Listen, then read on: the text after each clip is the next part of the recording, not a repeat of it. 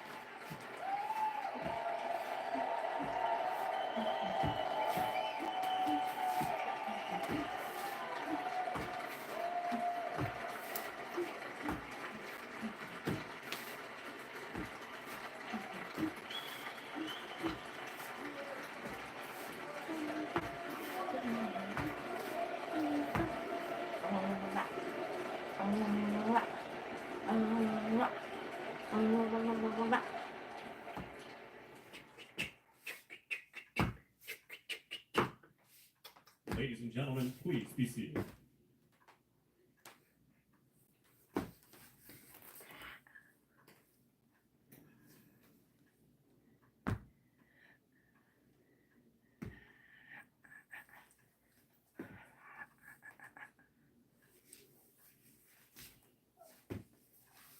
Hello, hello, I'm King Jiro.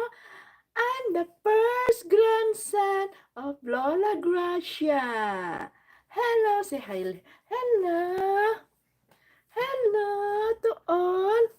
Please welcome Hello the to chairwoman of the all. Joint Congressional Committee on Inaugural Ceremonies, the Honorable Amy Klobuchar.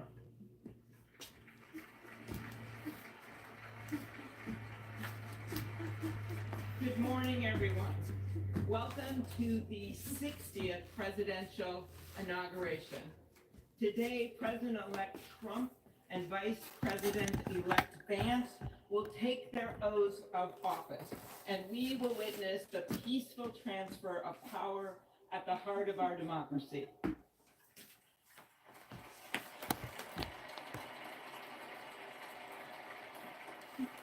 For the past year, I've chaired the inaugural ceremony committee, which includes the leadership of Congress from both parties.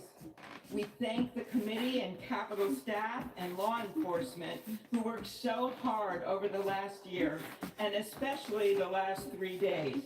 You've done a beautiful job, and you have shown grace under pressure.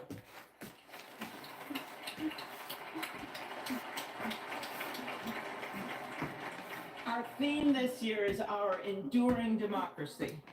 The presence of so many presidents and vice presidents here today is truly a testament to that endurance. We welcome President Biden and Dr. Biden. We welcome Vice President Harris and Doug Emhoff, President Obama, President Clinton and Secretary Clinton, President Bush and Laura Bush, Vice President Pence, Vice President Quayle and Marilyn Quayle. The justices of the United States Supreme Court are with us, all 9 of them, I counted, and of course, the Trump and Vance families. This ceremony marks what will soon be 250 years of our democracy. It is the moment when leaders, elevated by the will of the people, promise to be faithful to our Constitution, to cherish and defend it. It is the moment when they become, as we all should be, the guardians of our country. Through war and peace, through adversity and prosperity, we hold this inauguration every 4 years, and today it falls on Martin Luther King Day. A further reminder that we must strive to uphold the values enshrined in our Constitution, the freedoms, the liberties, and, as is inscribed on the entrance of the United States Supreme Court, equal justice under law.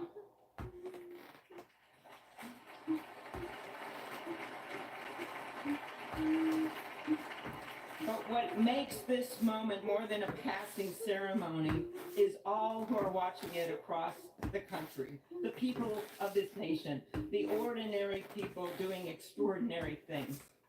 President Kennedy, who at one point worked as a senator in this building and would often walk through this very rotunda, once said, "In a democracy, every citizen, regardless of interest in politics, holds office. Every one of us is in a position of responsibility. With that responsibility of citizenship comes an obligation not to seek out malice, as President Lincoln once reminded us, but to view others with a generosity of spirit, despite our differences. With that responsibility of leadership comes an obligation to stand our ground when we must and find common ground when we can. With everything swirling around us, the hot mess of division, it is on all of us, to quote an incredible songwriter who just happened to be born in my state, to ensure that our nation's democracy is our shelter from the storm. There's a reason this ceremony takes place at the Capitol.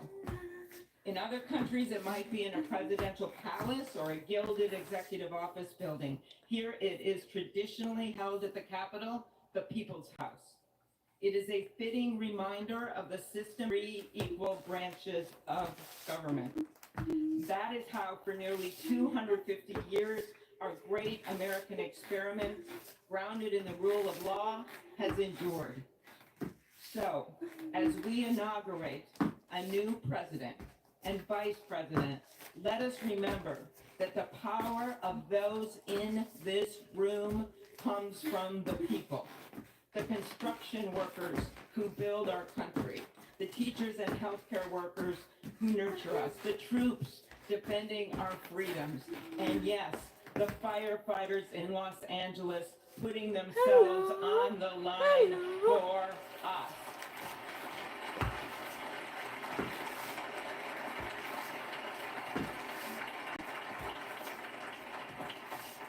Our democracy's strength and grit must match theirs. May God bless our nation. Thank you.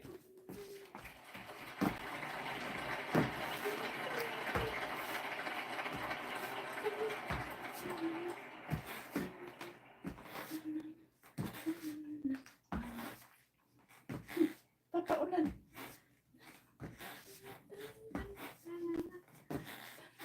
Good afternoon. Endurance through the years is the ultimate test. To persevere through time is the truest measure of an idea, an institution, and a nation. Our founders wrote the Constitution so that America could withstand all the twists and turns.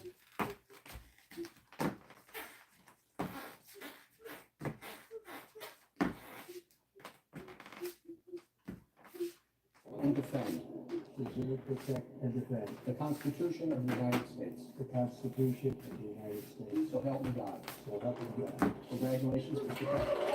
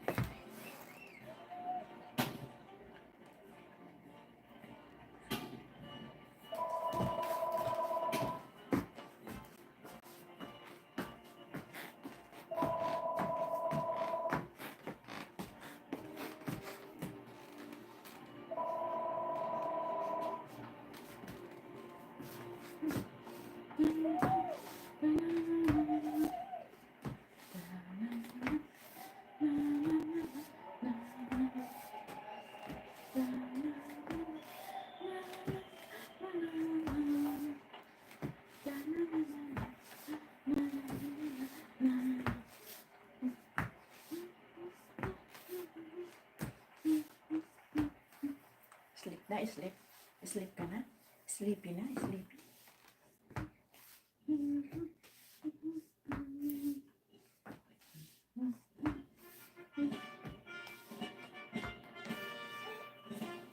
Sleepy na sleepy.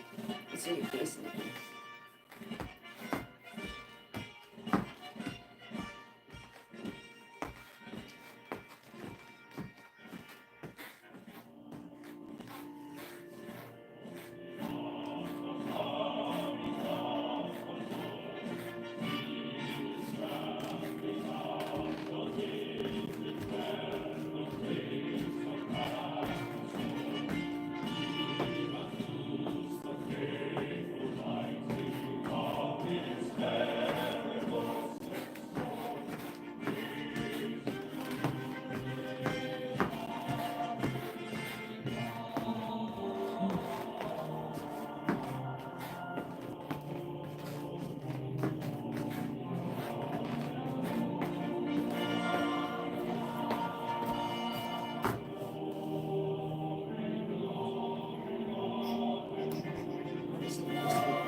Sleepy, sleepy, sleepy.